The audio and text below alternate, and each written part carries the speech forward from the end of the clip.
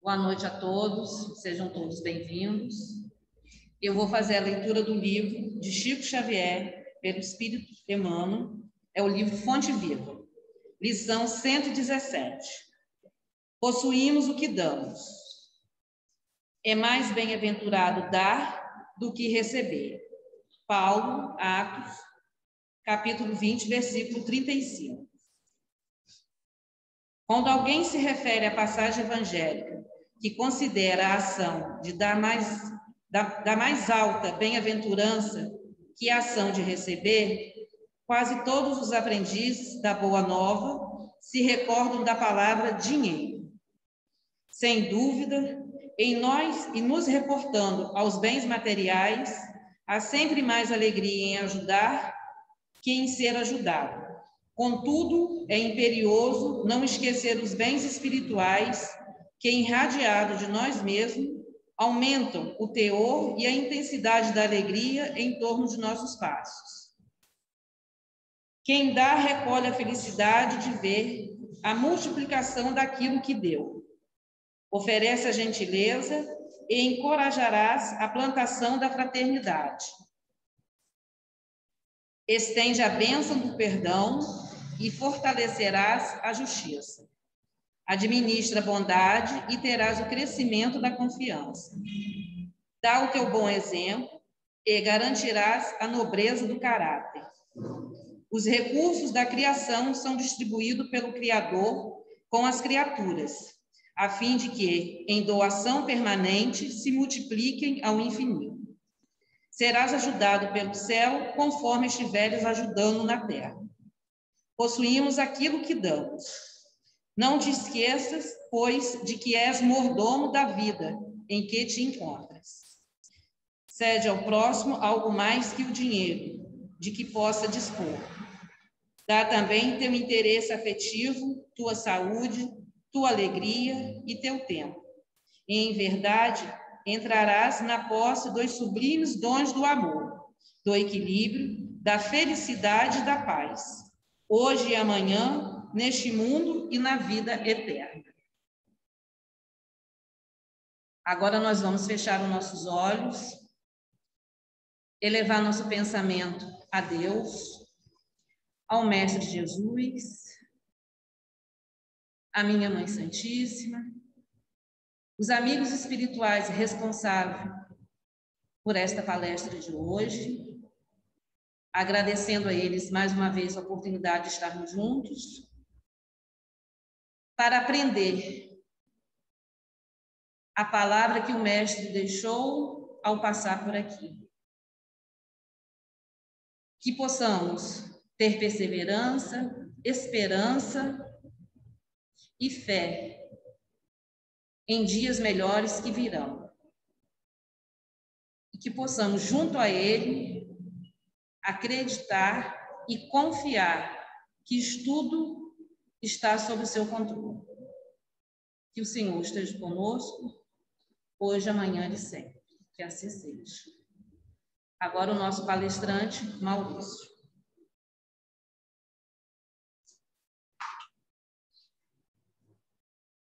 Boa noite a todos. Boa noite, pessoal de casa também, que está assistindo. A gente hoje vai estar falando, seguindo o cronograma de nossa casa, né? Vamos estar falando sobre um tema que causa um pouco de estranheza a princípio, né? O título é As Câmaras de Retificação, né? Na verdade, esse título é um capítulo do livro Nosso Lar, né, que todo mundo, praticamente todo mundo que é espírita conhece, né? Ou pelo menos já ouviu falar, ou já viu o filme. Às vezes não leu o livro, mas já viu o filme, que também é muito, muito bom. E esse capítulo, né, esse item fala das câmaras de retificação, está no capítulo 27, que traz como título O Trabalho, enfim. Tudo bem? E o interessante que a gente veio trazer sobre esse estudo, né? A gente passou primeiro, muito bom estar aqui. Eu estava pensando ali enquanto fazia a oração antes da leitura, né? Sempre bom estar aqui presencialmente, né? Voltando aos pouquinhos, mas já podemos sentir o calor, né, o calor humano, embora tenha feito muito calor também, mas a energia, né, desse contato, mesmo que ainda à distância, né, mas o olhar, estar próximo, que a gente às vezes não consegue mais, é muito bom, isso já nos anima muito, nos energiza muito também. Então, sempre muito bom. Espero que todos também estejam felizes como eu estou no momento. Então, voltando lá, a gente vai estar falando sobre o Nosso Lar, sobre o livro Nosso Lar, né?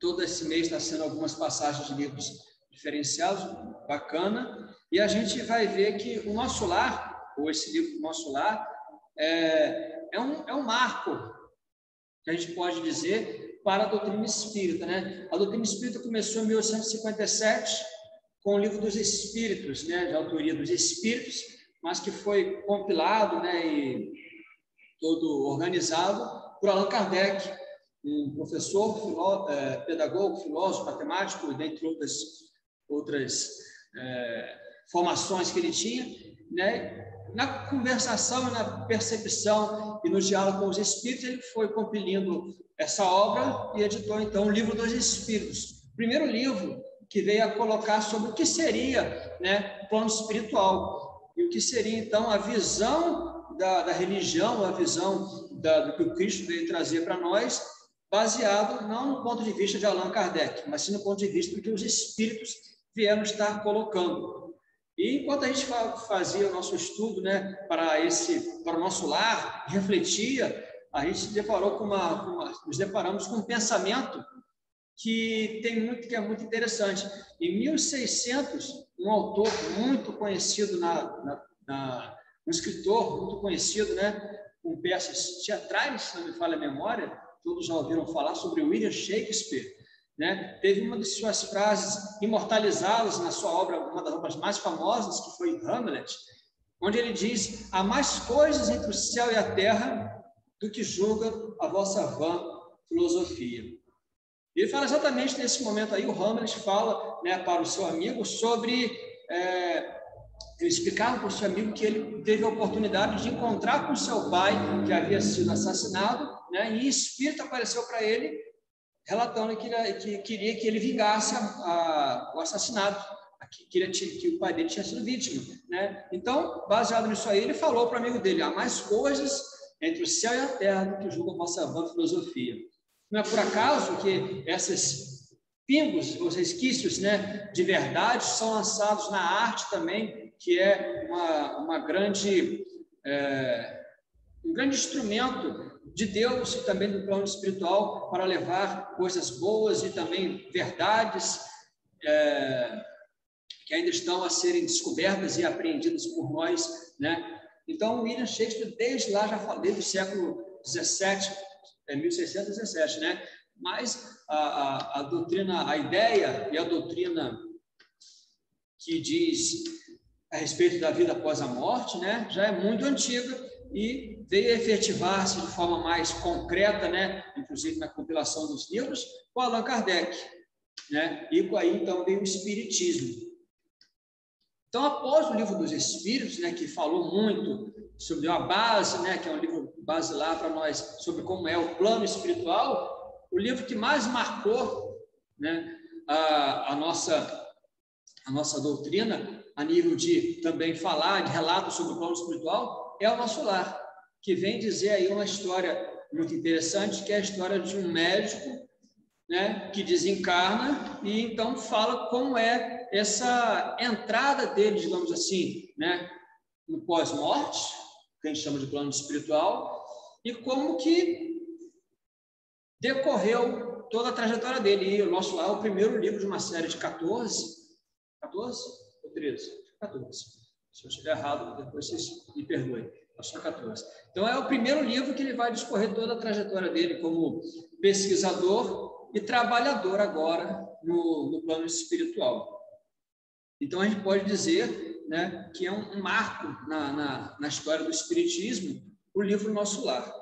E o Nosso Lar, ele traz algumas peculiaridades, né, que ele foi um livro tão marcante e também com muitas interrogações e muitas coisas que a gente teve a oportunidade nos nossos estudos a saber que ele levou 10 anos, aproximadamente, para ser publicado, porque ele era muito, qual seria o melhor termo? Muito chocante, porque ele via trazer aquilo que a maioria já imaginava, porque tinha estudado o livro dos Espíritos, né? Mas ele veio comprovadamente dizer que não existia asas, né? Não ia nascer asas e auréolas ao nosso redor ao desencarnar de forma tão rápida ou abrupta, né? Que a história nem sempre é assim, que o conhecimento, quando não aplicado de forma ativa, né, trabalhado, também não vai nos favorecer tanto, né, se não entendermos a matemática divina dessa troca, que a gente vai falar daqui a pouco também sobre essa matemática.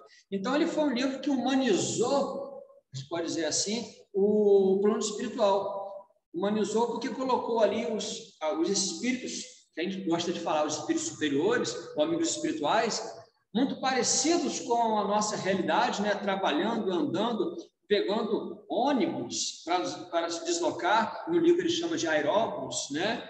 Que é basicamente como se fosse um ônibus aqui, porém no livro é um ônibus, né? O aeróbus ele se desloca a velocidades muito mais rápidas, né? E dispensa o contato direto com o solo, né? Então, a gente trouxe diversas peculiaridades, né?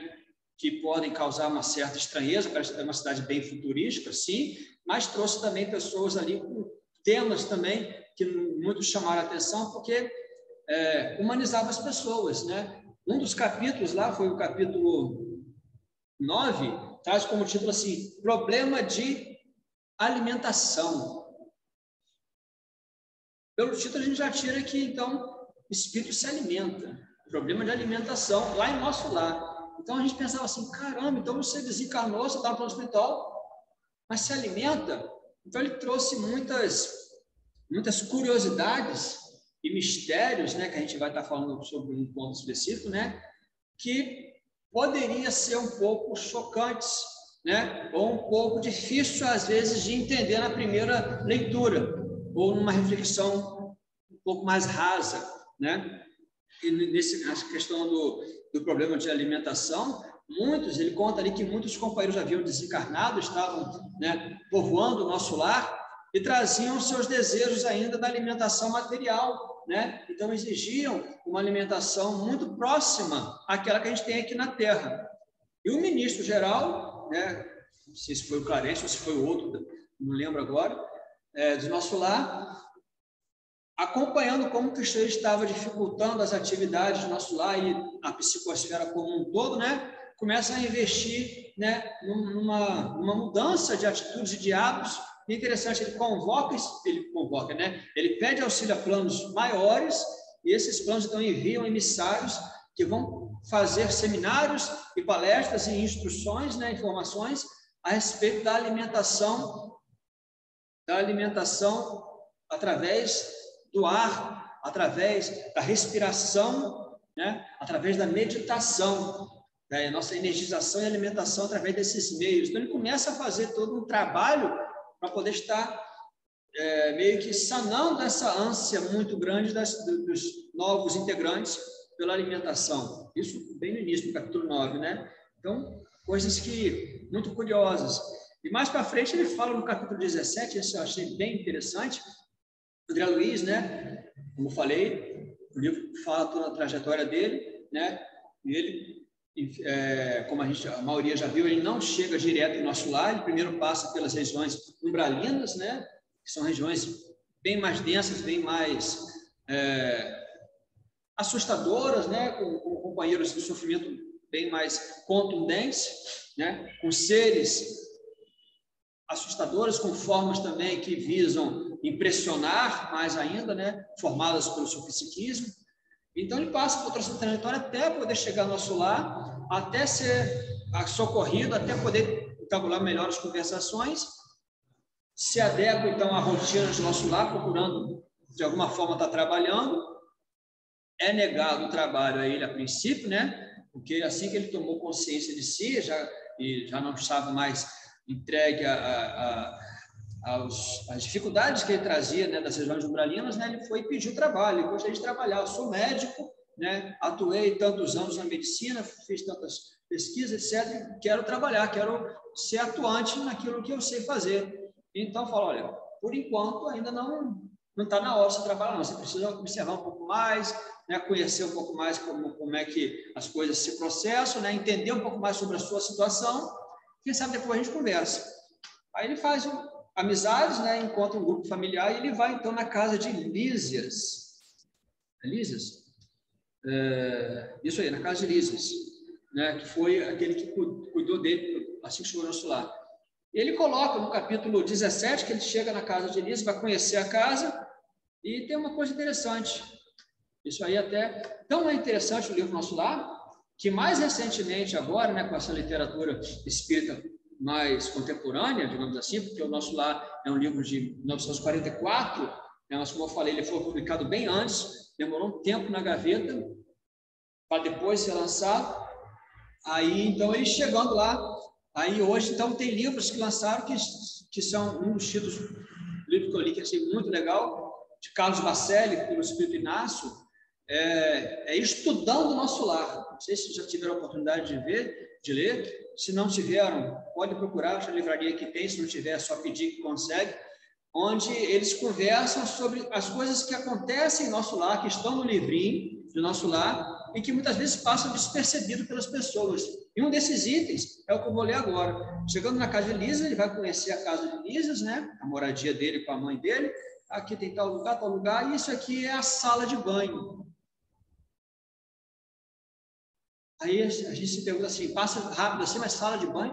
O que tem na sala de banho? O que é sala de banho? A gente pode pensar assim, que André Luiz é uma literatura de um espírito que viveu na década de 20, de 30, né? Então, não é a mesma literatura que a gente faria hoje, a mesma escrita, a mesma forma de se comunicar. Então, sala de banho, ao meu entender, seria um banheiro. E a gente vai lá para tomar banho. Olha que interessante, o espírito toma banho, né? E a gente pensa muitas vezes que o espírito já largou o corpo, então não precisa mais de nada relacionado ao corpo, né? E ele toma banho, e assim como tinha, e o Inácio Ferreira falou, olha, tinha o chuveiro, sim, né? Porque era uma sala de banho, então para tomar banho, não só tinha o chuveiro, como tinha também a torneira, e acreditem, ele é meio brincalhão, esse espírito, ele gosta de fazer algumas frases, né, de maior para puxar um pouco mais o lúdico, né? Ele fala assim, e acreditem, além disso tudo, tinha outra coisa, o vaso. Logo, o espírito continua sendo o que a gente é. A gente não vai virar um espírito totalmente superior, que vai se alimentar apenas do amor, da luz, né? Na respiração, mas vamos estar caminhando para isso, como estamos hoje. Apenas numa densidade, né? numa atmosfera, numa densidade física, porque ainda teremos um corpo espiritual, não tão denso quanto esse, mas não tão sutil quanto os amigos mais superiores, ainda teremos algumas necessidades, né, de acordo com a matéria que ocupamos. Então, tinha lá a sala de banho. Outra coisa interessante, né, uma curiosidade, que é um dos mistérios, né? André Luiz fala que ele estava lá, assim que ele chegou do nosso lar, assim que ele chegou do umbral, ele estava lá na enfermaria, né, sendo tratado, e recebe a visita desse que seria o Lísias, que virou amigo dele, e ele fala que recebeu a visita, então, ia vir visitá-lo, um visitador da saúde. Aí perguntaram, no estudo sobre o Nosso Lar, perguntaram a Carlos Bacelli, mas o que seria? Por que ele falou visitador da saúde e não o que a gente imagina que seja um enfermeiro? Está no hospital, está melhorando, né? E veio, então, um dos trabalhadores que não era um médico, mas já tinha vindo já, né? Se a gente vai ver isso logo no início, e veio Lísias, que era chamado de visitador da saúde. Por que não enfermeiro? Por que André Luiz não falou enfermeiro? E o Bacelli, né? Também não soube responder, que isso surgiu numa roda de estudo sobre o Nosso Lar. Em outro momento, ele pôde perguntar ao plano espiritual, ele pergunta, mas por que André Luiz falou visitador da saúde e não falou enfermeiro nesse caso? E então, o amigo espiritual, o Inácio, coloca, então, vejamos, né? O enfermeiro, ele cuida, né, das doenças que é comum, né, levar a gente à morte, né? Ou a perecer, né? Já no plano espiritual, você não vai perecer, você não vai ficar doente para morrer. Você, então, dali, você só vai, a sua trajetória como espírito eterno, não, a sua trajetória como espírito eterno diz que você só vai evoluir, só crescer. Então, você só vai adquirir mais e mais saúde, não doença. Por isso é que a função dele não era de enfermeiro para cuidar da doença, mas sim era o visitador da saúde, que queria cuidar da sua saúde para que ela só florescesse, né, só melhorasse daí para frente. Então, daí a terminologia, visitador da saúde. Não enfermeiro que cuida da enfermidade, mas sim aquele que cuida da saúde para que ela cresça. Achei muito interessante esses pontos, né? Mas aí, então, a gente pode já caminhar, fez uma passagem rápida, a gente entender um pouco sobre o que é nosso lar, sobre o que se trata, trazendo a história de André Luiz, né? Que desencarnou como médico, chegou lá, teve um choque, porque não foi para o céu, aquele céu, né?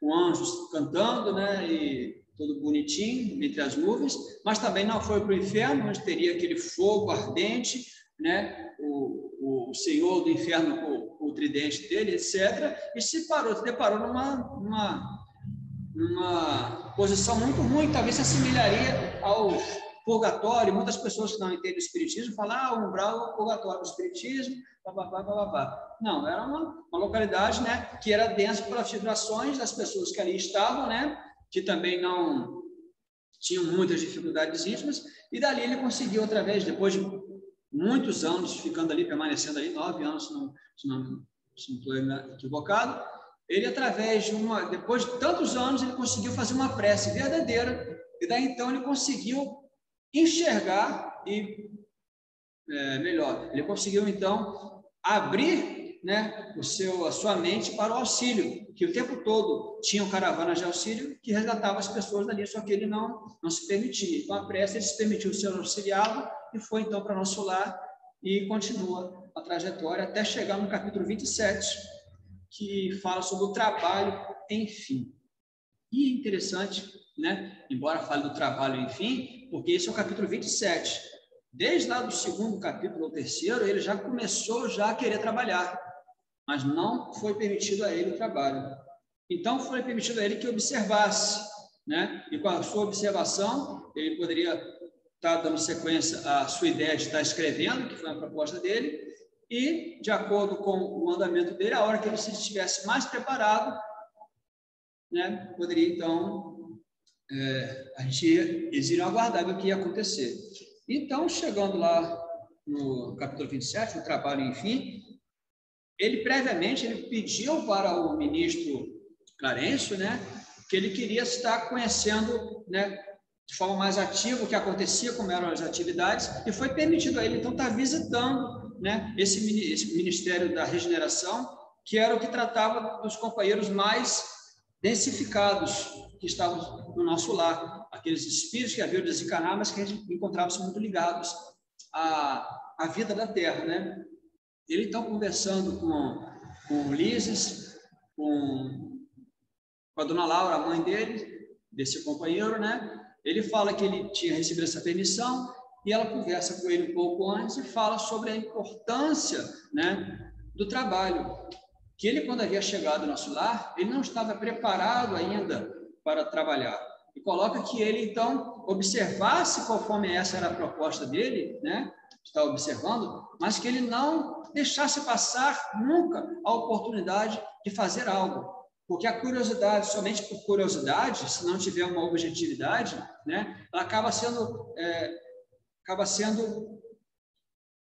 um caminho de dificuldades posteriores na nossa vida, né? Que a curiosidade bem trabalhada, né, e objetivada, principalmente quando a gente já tem uma força mental para tanto, ela pode gerar muitas gratificações e benefícios. Mas curiosidade apenas por curiosidade, né, acaba abrindo um leque de situações que não serão muito favoráveis.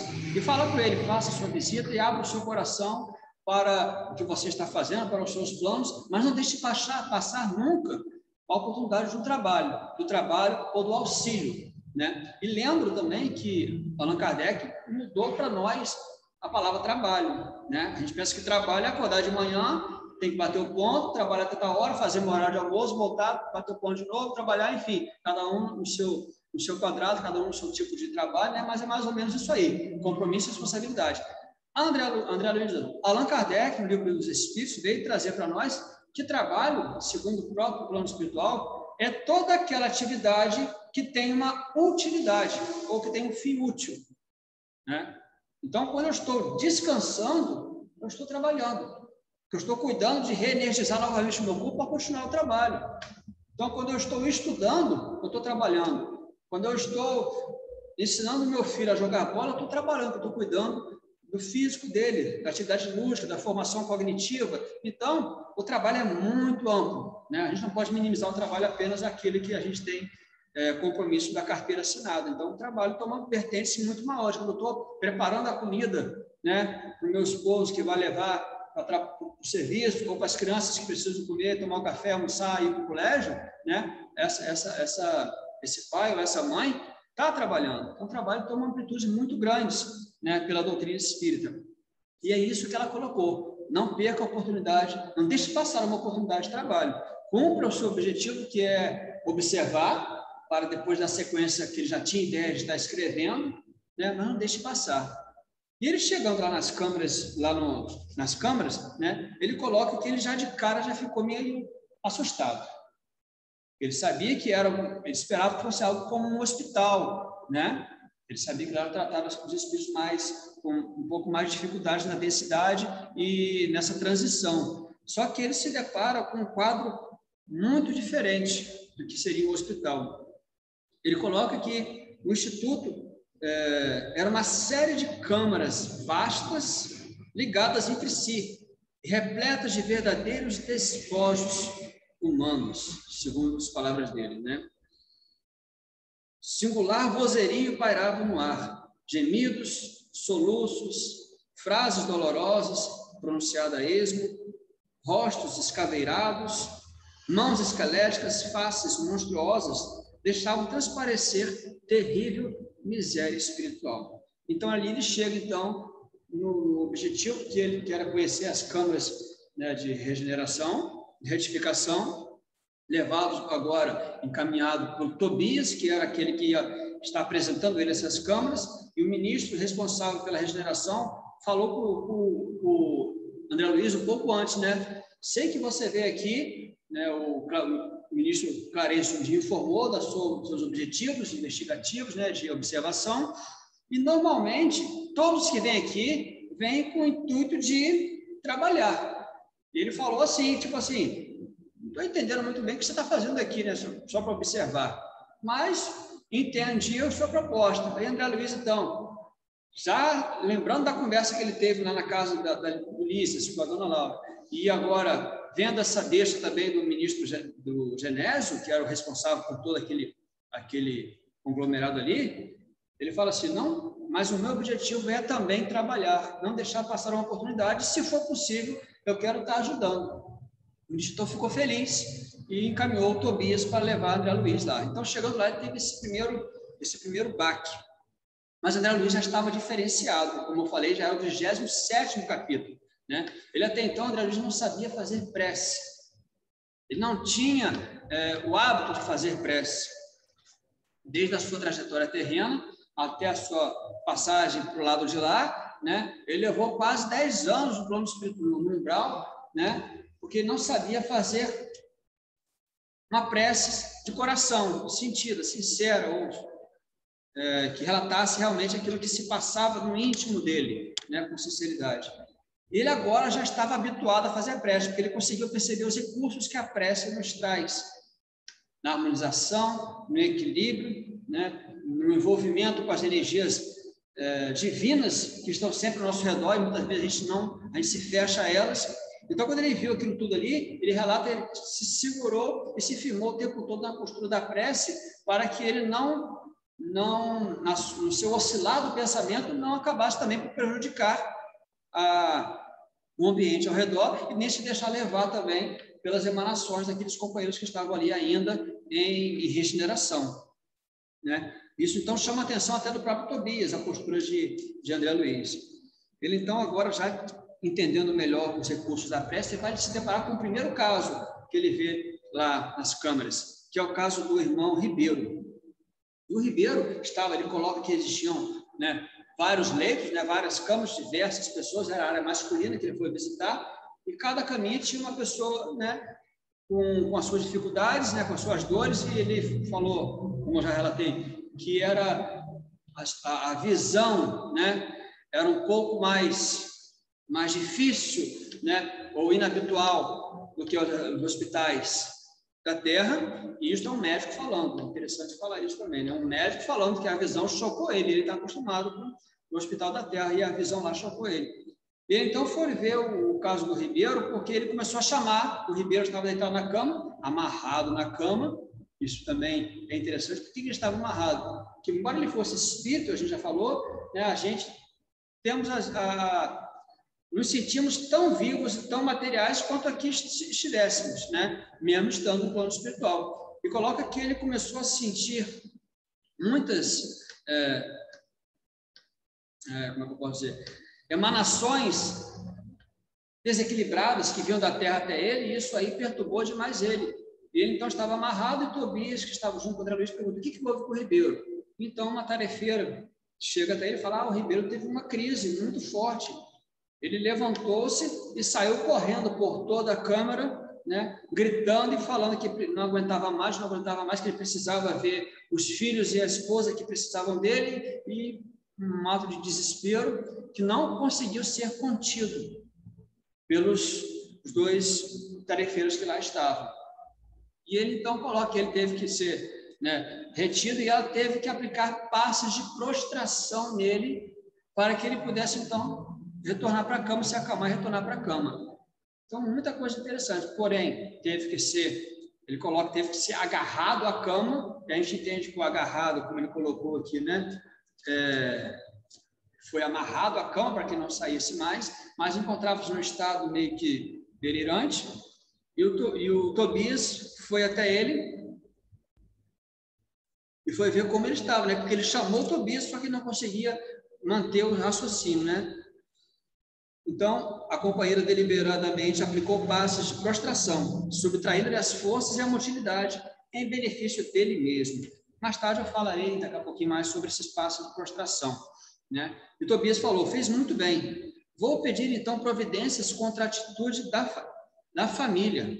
É preciso que ela receba maior bagagem de preocupações para que deixe o Ribeiro em paz. Olha só que interessante. A família então passava por dificuldades, desassossegos, e ele coloca que o Ribeiro não tinha ainda trabalhado a sua força mental suficiente para ficar livre dessas emanações vindas da Terra. Isso então abalou ele, que estava num estado fragilizado, a ponto de ele ter uma crise semelhante a uma crise de pânico, algo assim. Na verdade não falo com propriedade, mas teve uma crise, né, uma crise física, mental lá, e teve que ser amarrado. Ele então cuidou, né, recebeu os passes, conversou com ela, né, e o Tobias, mas o Ribeiro, né, não conseguia prestar atenção no que estava sendo falado. Ele apenas chamou o companheiro, porque sabia que ele era um grande tarefeiro que ajudava ali nas camas, né, chamou, mas não conseguia ficar atento ao que acontecia, né. E então ele coloca que a gente precisava então estar fazendo recursos na família da Terra. Aí a gente pode pensar: poxa, mas o plano espiritual então vai lá e vai mudar a forma da família agir aqui na Terra? Mas e o livre-arbítrio? O livre-arbítrio ele continua da mesma forma, apenas são sugeridas situações, como ele colocou aqui, é preciso que ela receba maior bagagem de preocupações. Então, serão sugeridas, possivelmente, né, situações que vão estar entretendo a mente dessas pessoas aqui, né, com outros compromissos, para que elas possam um pouco esquecer o companheiro e ele tenha um pouco de tranquilidade, né, daqueles que aqui ficaram, né, respeitando o livre-arbítrio normalmente. E ele então o Ribeiro atendeu a outros tantos que ali estavam e continuou a sua caminhada por ali. E interessante, né, a questão da força mental que a gente precisa ao chegar lá. André Luiz também não tinha, né? E essa força mental é a mesma que faz com que a gente entenda as técnicas, ou melhor, a elaboração e como a melhor forma dessa elaboração das nossas preces. Porque não é simplesmente, né, fazer uma frase decorada, não é simplesmente conversar com um plano superior, de alguma forma, como se estivesse falando com alguém, né? Mas precisa ter um algo mais, né? Um algo mais, uma interiorização maior, né? Uma meditação maior, para que essa prece possa ser mais profunda, mais sincera com aquilo que temos dentro de nós, e assim ela ser mais eficaz, vamos dizer assim. E digo eficaz porque aqui no próprio nosso lado tem uma parte que coloca de um departamento que ele capta as preces mais bem elaboradas, que promovem uma prece bem elaborada, bem feita e bem construída, né? Tanto no intuito do auxílio nosso, né, quanto no auxílio da coletividade, é aproveitado no plano espiritual. Então tem um departamento que recolhe essas preces e anota elas e guarda elas para uso posterior. Achei muito interessante.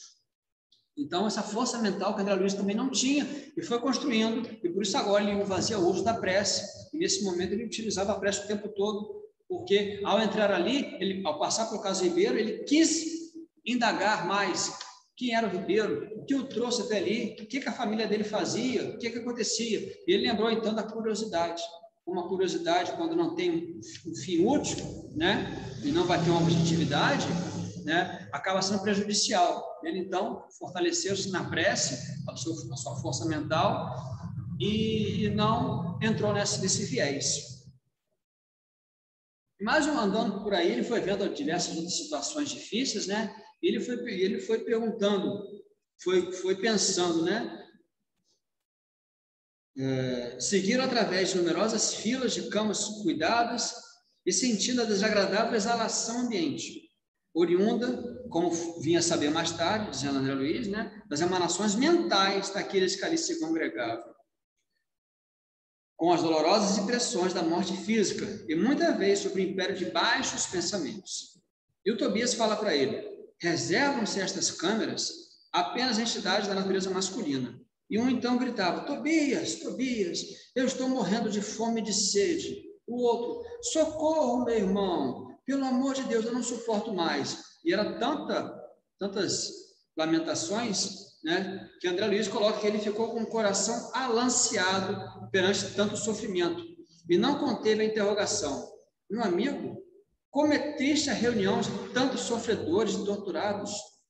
Por que este quadro tão angustioso? E a resposta é muito interessante, porque ela nos remete sempre a ver o lado bom. A gente costuma sempre ver o lado ruim, né? É muito sofrimento, de fato, né? O odor era ruim, né? Fato. André Luiz está falando para a gente, né? Mas Tobias fala para a gente: não devemos observar somente a dor e a desolação. Lembre, meu irmão, que estes doentes estão sendo atendidos. Eles já se retiraram do umbral, que era bem pior. Logo no primeiro capítulo a gente vê. Onde tantas armadilhas aguardam aqueles que estão imprevidentes, descuidosos de si mesmo. Aqui nestes pavilhões, pelo menos, eles já se preparam para o serviço regenerador. Por mais que a princípio parecia, né, muita dor, muito sofrimento, muito sofrimento, né, desolação, eles já estavam no início do serviço regenerador, foi o que Tobias coloca. E quanto às lágrimas que vertem, recordemos que devem a si mesmo esses padecimentos. A vida do homem estará centralizada onde centralize ele o próprio coração. Então, todos que estavam ali, na verdade, estavam recebendo aquilo que eles mesmos plantaram. E o próximo caso vem falar muito para a gente disso aí. Antes de falar desse caso aí, o Tobias coloca que eles todos ali eram contrabandistas da vida eterna. Como assim contrabandistas? Contrabandistas da vida eterna, porque eles acreditavam que todos as mercadorias, ou os bens materiais que a gente tinha, né, seriam transportados no mesmo valor para lá, né? E não, assim não foi. Então eles ficaram desiludidos. E ele coloca que ele faz uma correlação mais à frente aqui com o câmbio monetário, né? Quando a gente vai fazer uma viagem, aqueles que já o fizeram, né? Para os Estados Unidos, para a Europa, para outro país que o dinheiro não seja o real, você precisa fazer o câmbio, né? Pegar o valor que você vai levar, ir numa casa de câmbio e trocar pelo valor da moeda daquele local, porque cada país normalmente tem uma moeda, tem uma forma que você vai estar transitando lá, que é diferente daqui. E assim também acontece com o plano espiritual, não no valor do câmbio do monetário, mas sim que as coisas que aqui têm valor, lá são diferentes os valores. Ele coloca que todos esses aqui valorizavam muito as mercadorias a gente entende como os bens materiais, e ele coloca que, na verdade, essas câmaras são as câmaras de pessoas que eram o que o Cristo chamou de ricos perante o mundo, né? Ele coloca aqui que eles viajavam para Londres e trocavam contos de... Como é que é? Eles viajavam para Londres e trocavam a moeda do Brasil pela moeda de lá com muita facilidade, faziam matemática muito bem feita, mas não pararam para fazer a matemática da viagem que todos iriam fazer no final da existência terrena e como eles iriam estar trocando esses bens, né? O que tem valor aqui e o que tem valor lá? Todos acreditavam que os bens materiais eram necessários para a vida, só que lá os bens materiais são diferentes, né? Não tem o mesmo valor. Não é quantos carros, quantas casas, enfim, que a gente tem que vai dizer como é que a gente vai estar lá, se a gente vai ser rico ou pobre no plano espiritual, né? É outro câmbio. Qual seria esse outro câmbio? É o que faltava para eles aqui, de forma geral. Ele, então, vai passar por um último caso, que eu vou estar colocando rapidamente aqui, que chamou muita atenção, que ele encontrou agora os crentes negativistas. Ele coloca que esse aqui era uma ala mais para o final, né? E eram aquelas pessoas que, ao invés de aceitarem o Senhor, eles eram vassalos intransigentes do egoísmo. Ao invés de crerem na vida, no movimento, no trabalho, eles admitiam somente o nada, a imobilidade e a vitória do crime. Converter a experiência humana em constante preparação para o grande sono. E como não tinham qualquer ideia do bem a serviço da coletividade, mas na maioria das vezes, imagino, né, do bem próprio, não há outro recurso, então, senão dormir em longos anos em pesadelos sinistros. E lá, então, tinha uma série de companheiros, né, em situações mais deploráveis do que eles estavam vivendo até então, que o André Luiz, achando que, imaginou, bem, já vi um negócio complicado, não tem nada pior do que eu já vi que quando eu cheguei. Ele ficou mais impressionado ainda quando chegou nessa câmara. E muito cuidadoso, o Tobias, então, começou a aplicar agora passes de fortalecimento desses companheiros. E ao aplicar os passos de fortalecimento, esses companheiros começaram, no primeiro, ele começou a regurgitar algo, né, meio que um vômito, expeliu uma substância negra, fétida, né, que caiu em profusão pelo chão após os passes, e isso causava alívio para eles, né, que estavam em dificuldades, em dores, nas suas respirações e nos pesadelos. Então, esse passe promoveu botar para fora essa substância, né, que trazia alívio para eles. Nessa hora, então, a companheira que estava acompanhando eles, né, que era apenas uma, começou a tentar limpar, só que era muito líquido, muita substância, né, ficou meio embananada. André Luiz coloca que ele, na mesma hora, não pensou duas vezes e começou a trabalhar, começou a ajudar. E daí, então, ele viu que ele tinha uma oportunidade, não podia deixar passar. Ele não era apenas observador, ele agora virou, enfim, um trabalhador. Então, eles foram de cama em camas, segundo consta, eu acho que eram 32 camas nessa câmara, e de cama em cama eles levaram o resto do dia ali, passe, fortalecimento, exalação dessa substância e limpeza. Onde André Luiz, que queria a princípio trabalhar como médico, né, estava ali limpando o vômito dos companheiros na câmara de retificação e ficou muito feliz, muito satisfeito. Tanto é que no próximo capítulo ele pede para continuar naquelas câmaras, auxiliando outros que estariam chegando, porque estava vindo uma nova leva. Então, a gente vai estar chegando já para o final, que o trabalho, enfim, é um capítulo muito interessante, que coloca que a gente precisamos entender que o plano espiritual é uma continuação daqui, sim. Aquilo que a gente vivencia aqui, aquilo que a gente acredita, aquilo que a gente coloca nossas energias aqui, né, vai construir o nosso amanhã, né? E assim como esses que aqui estão, que colocaram todo o seu empenho, né, na mercadoria, como ele colocou aqui, André Luiz colocou, né, nos bens materiais, ao chegarem lá, eles ficaram, então, sem moeda de câmbio, né? Porque lá não vê mercadoria, lá vê o quanto bem você fizeste, não em prol de si mesmo, como ele colocou nesse final aqui, que eram os negativistas, né? Mas em prol da coletividade, né? Quanto nós começamos a entender sobre o nosso mundo íntimo, sobre os nossos sentimentos e como esses sentimentos às vezes nos faz mal, às vezes a gente consegue fazer mal para o próximo por não entendermos a nós mesmos, então a gente nos prejudicamos. Tem um amigo, né, que fala sempre assim: viver é fácil, conviver que é difícil. Ele brinca muito assim com a gente, quando a gente começa a contar os problemas uns do outro assim, ele fala: rapaz, Maurício, viver é fácil, conviver que é difícil. Mas por isso, nós não nos entendemos no nosso melhor e no nosso pior, então a gente também não tem a prática e o exercício de entender o próximo também. Então, vira e mexe, a gente tem nossas dificuldades. Então, esse conhecimento, né, somado ao que a doutrina espírita veio nos dizer, ao que a André veio esclarecer, vai fazer com que a gente tenha uma continuidade muito melhor, né?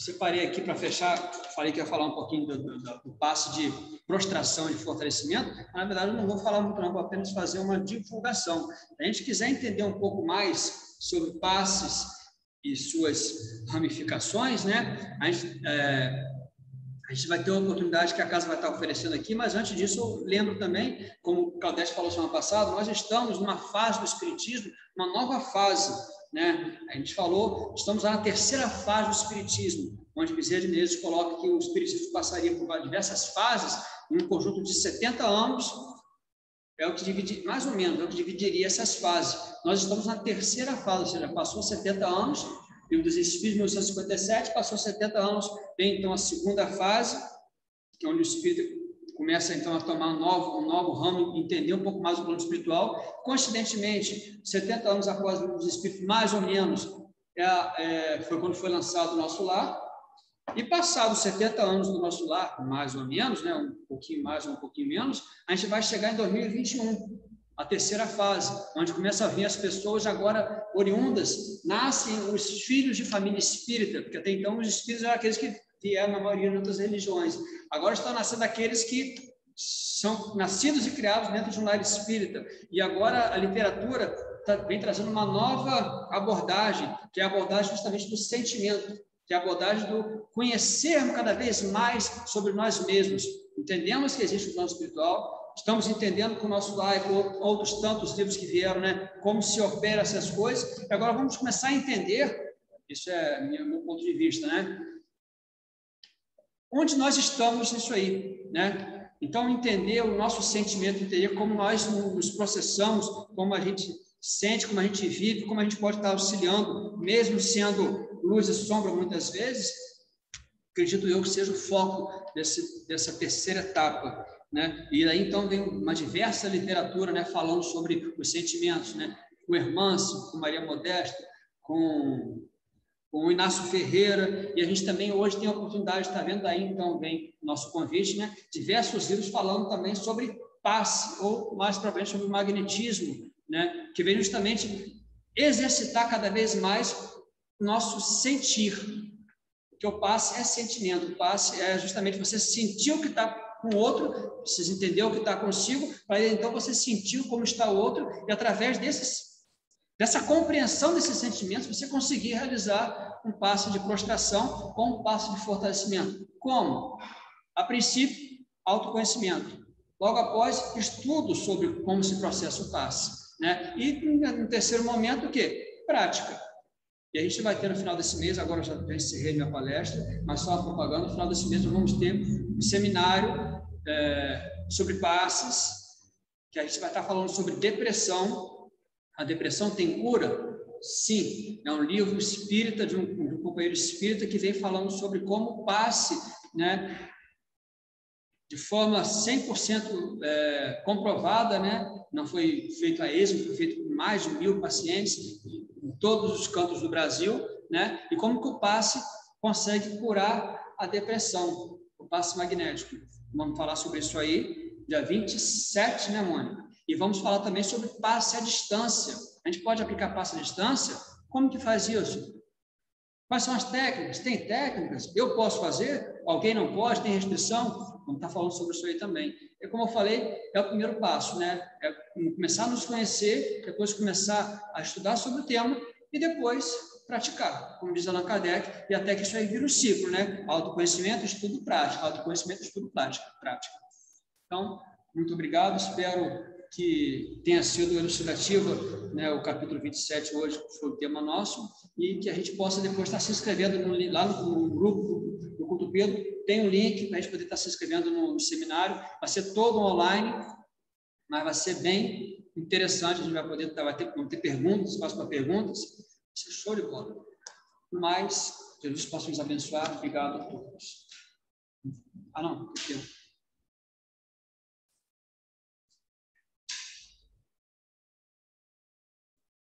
Bom, obrigado, Maurício, pelas belas reflexões.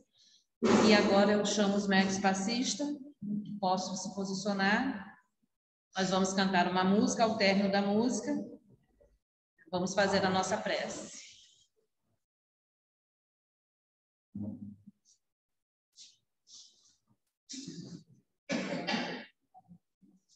Jesus está passando por aqui.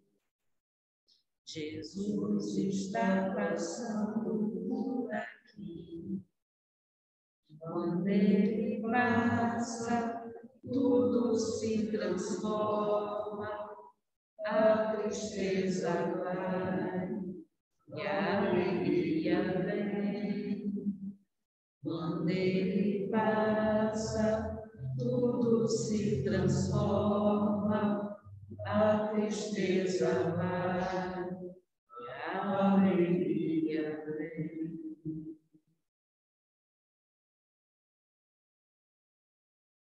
Agora nós vamos fazer a nossa prece.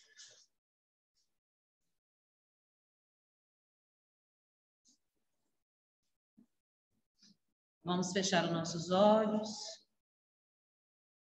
e levando o nosso pensamento a Deus, ao Mestre Jesus, ao nosso anjo da guarda, pedindo ao nosso anjo da guarda que continue nos protegendo, nos dando perseverança, nos intuindo para caminhar no caminho do bem. Que possamos trabalhar em prol do outro e só através do amor ao próximo possamos nos melhorar a cada dia. E ainda, pedindo ao nosso anjo da guarda que nos dê proteção, amparo e sustentação para podermos estar cada vez mais unidos em um mundo melhor. Que o Senhor esteja conosco, hoje, amanhã e sempre. E assim seja.